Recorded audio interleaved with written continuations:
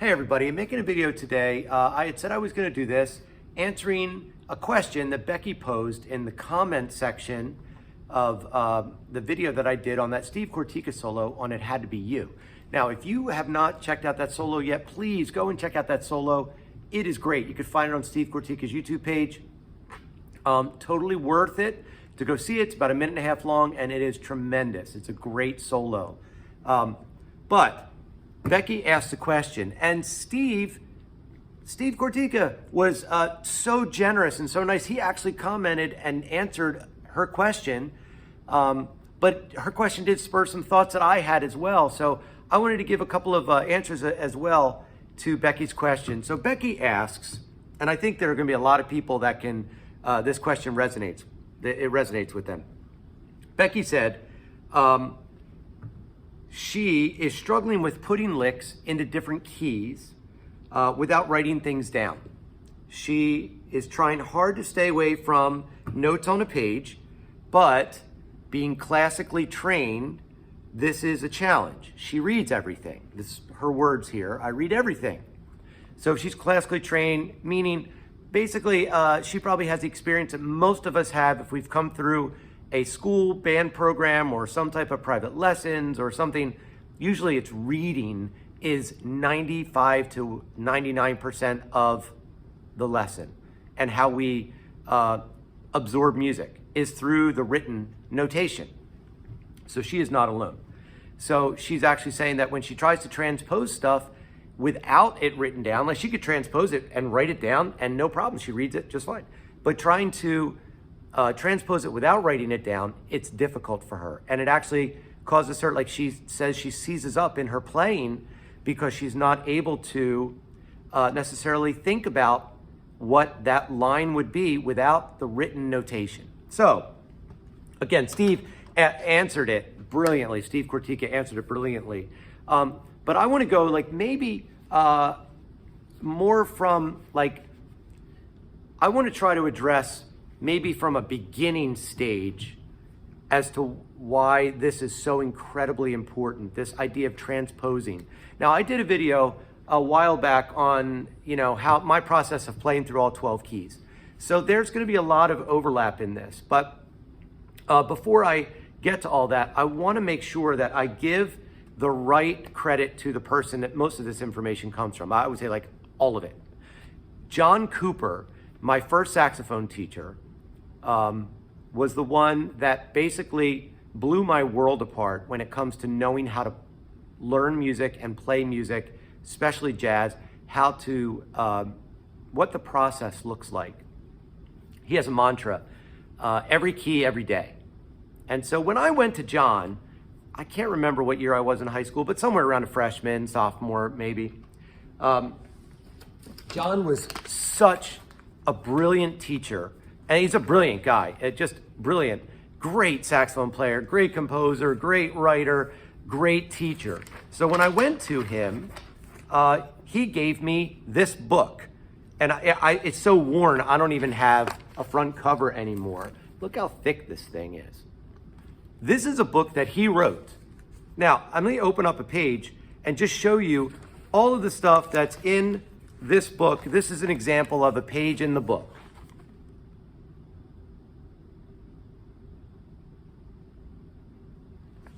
That's just one page. There are pages and pages and pages of this book that have all of that. There's not one written note.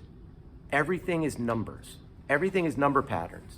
So when I went to John, John was very, very serious about, and by the way, John has another book too called Linear Transitions. And you can get, which is fantastic, you can get either one of these books. This book is called Steps Ahead, and the other one is Linear Transitions, and I think he still has them available on his website, John Cooper, and it's C.Lynne, L-Y-N-N-E music, C.Lynne music. But John was so incredibly important for me in that he showed me how I can learn music by using numbers and not having to worry about the written. So what he did, he had this idea of how you learn music. which is the music triangle, he called it. The music triangle. Mental facility, oral facility, physical facility. MAP. M-A-P. Mental, oral, physical. Mental, knowing, oral, hearing, and then physical, being able to do it, right? Your technique. So how did he work all this out? Well, with those number patterns, he started easy with me. We would go through 12 keys, the major scales. So it would be like a pattern, 1, 2, 3, 2, 1. And I would have to play that back in a specific key. So if I was in the key of C in the circle, I would play C, D, E, D, C. But in my brain, I'm thinking 1, 2, 3, 2, 1. I know what 1 is. I know what 1 is. And I'm working to try to memorize and internalize more all the notes of the major scale. And so we would do every key. We would go through the circle on that. And by the way, that book is not just the major keys. I went through all of the major scale patterns, which he has, it seems like hundreds of patterns, and they don't all start on 1. Some start on 2, some start on 7, some start on 5, 4. They start on every note of the major scale is a pattern it starts on. So you really need to know every single note. But it was the major scales, it was the minor scales, then it was all of the modes. And I learned the modes, I learned them as standalone, which I believe is how you should learn them. I didn't learn, for example, I didn't learn the Dorian mode as, oh, that's just the major scale, but you started on the 2nd degree of the major scale and play all the notes of the major scale, but just go from 2 to 2. I didn't learn it that way. I learned it 1, 2, flat 3, 4, 5, 6, flat 7, 1, or 8, whatever, however you want to think about it. I learned it with the numbers and what the alterations were, which made it different than a major scale. Okay, so all of that, what was John teaching me and how does this relate to Becky? Well, Becky's question. I think this, John was teaching me, basically, here's my mental. I knew my mental facility. I knew all the notes of the major scale, but I started easy, like 1, 2, 3, 2, 1. I would play that and go through all keys. So I knew what the first 3 notes were of every scale, right? Now, I knew the mental, but in the beginning stages, as I'm working through this, somewhere halfway through the circle, I would be now relying more on my oral. 1, 2, 3, 2, 1. Well, what's that in the key of G flat? Well, I know G flat, so now I'm just I would scuffle through that a little bit. And through the scuffling, though, I was using my ear for self-correction. Okay, so I'm working my oral. And while I'm doing this, I'm also working my physical technique because I'm playing in all 12 keys and in all different ranges of the horn. I wasn't just playing in a comfortable octave. I was doing multiple octaves. So now, I want to address Becky's question because that's all a preface to this. Becky's difficulty is learning a line of jazz vocabulary, transposing it into different keys. So what I think that what this did for me was the mental facility of being able to analyze a pattern by numbers and not having to write it down. But let's say maybe it did start on a note. Get a different marker. Let's say the pattern was this. G, F sharp, F natural, A, E, D. Very common bebop pattern. Okay? Ba, ba, ba, da, da, da. And the chord was a G7. So now, how am I going to analyze that? How am I going to put that into different keys? Well, what I would do, let me raise you up a little bit so you can see that. What I would do is I would take the numbers. G is 1, G's 1, F sharp. Well, that's a major 7, so that's just 7. F natural, that's going to be flat 7 because normally in the key of G major, there's an F sharp. But now this is a flat 7. So I would draw a dash because that's what John did. My flat 7, 2, or 9, however you think about that, 6, 5. 1, 7, flat 7, 2, 6, 5. I would think about that. I would play it over and over again in one key. And then I would realize, I would know what it is. It's now in my aural, but it's also in my mental. The mental is I know how it's constructed. I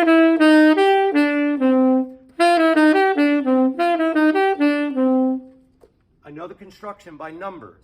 1, 7, flat 7, 2, 6, 5. So when I was practicing, I would look at a pattern like that by numbers. I would actually look at the numbers. It's different than looking at the music, by the way. I would look at the numbers, and then I would put it into the next key. Like that was just the key of G that's on the board. Maybe I go to C. C is 1.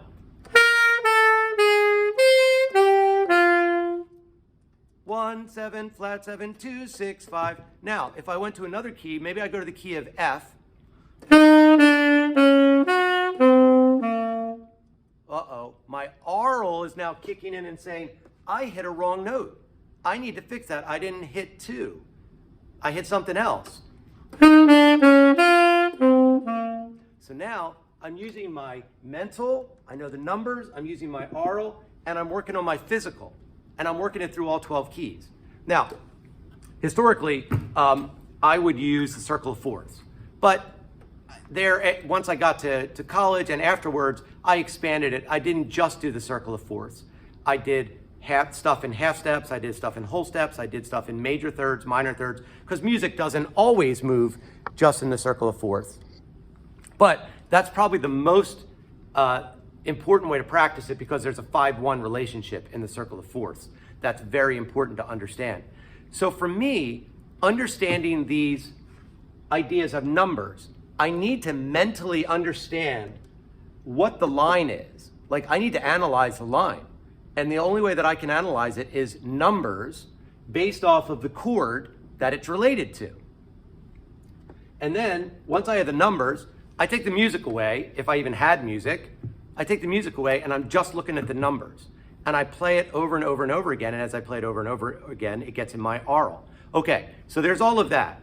But maybe this, and I'm just gonna allow this as a possibility for those of you that maybe have a difficult time transposing stuff. I'm not talking about like all of you seasoned jazz folks, because at this point, you've probably turned the video off, if you even watched it. But anybody that's working through stuff, maybe you're like, man, I don't know. Maybe your expectations are too high right now. Maybe you're not ready for something like this. Maybe you're ready for 1, 2, 3, 2, 1, just basic patterns, basic major scale patterns or minor scale patterns. Let's say you want to do a pattern 1, 3, 5, just the major triad, which when Steve answered Becky in the comment, he actually talked about doing triads, visualizing what they are. Fantastic stuff. So let's say I want to do 1, 3, 5.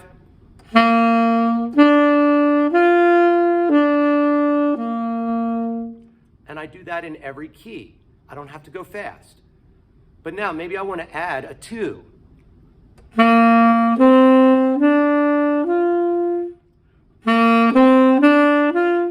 1, 2, 3, 5. And I take that through all the keys.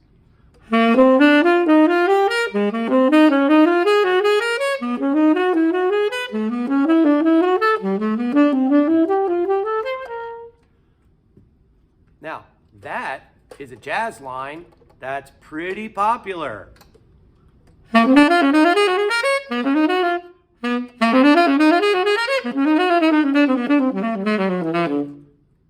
That's, a line that a lot of people play, that 1, 2, 3, 5. So you could be doing jazz vocabulary with even smaller amounts of information. Let's take it even one step further back. Maybe you're not even ready for that.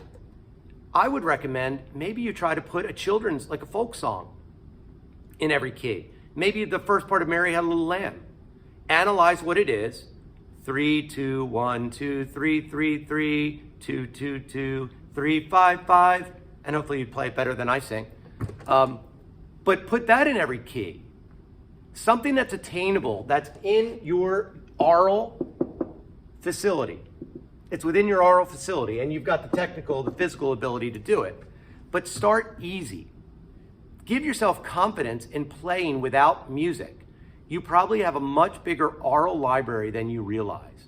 But it's one that you actually have to engage, right? And the only way that's going to happen is by putting the music aside, trusting yourself, using numbers, allowing yourself to fail, and playing those patterns. Get it to be not just a library of stuff that you look at and read, but it becomes an oral library. So that now you have a mental, you haven't analyzed what it is, and now it's oral, it's in your ear, so that now you can kind of pull stuff out. It's just like learning a language, and it's just like increasing your oral vocabulary of words. You know, a ball is a ball, but if you have more vocabulary, it could become a globus orb. That's a ball. But I needed to learn those words. I wasn't ready for that when I was a child. I just wanted to talk about a ball. Now, globus orb. But that's the idea. So start easy. Give yourself confidence in all 12 keys. And then, when you feel confident, analyze some of the jazz language that you have. Do it by numbers. Take the music away. Try to play it by numbers. Now, if you're not ready for the numbers, then maybe we need to do some other work. And look, I'm going to tell you, this is not easy. This is years and years and years of training. It's fun training, but it's years to do this. The first year or so when I was with John Cooper, it was torture for him, I'm sure, in the lesson, as I scuffled through and he just kept plowing ahead because he knew the end result would be he's going to learn how to play in all 12 keys, every key, every day. So this is a super long video, but I hope this helps. Understanding mental, analyze whatever pattern it is. Get it into your ear, oral. And then, as you work it through all 12 keys, your physical facility is going to increase. And trust me, it's going to then bleed into your playing. It really will. If it's in your oral and your mental and you're under your fingers, it's going to go into your play. All right. Hope this helps.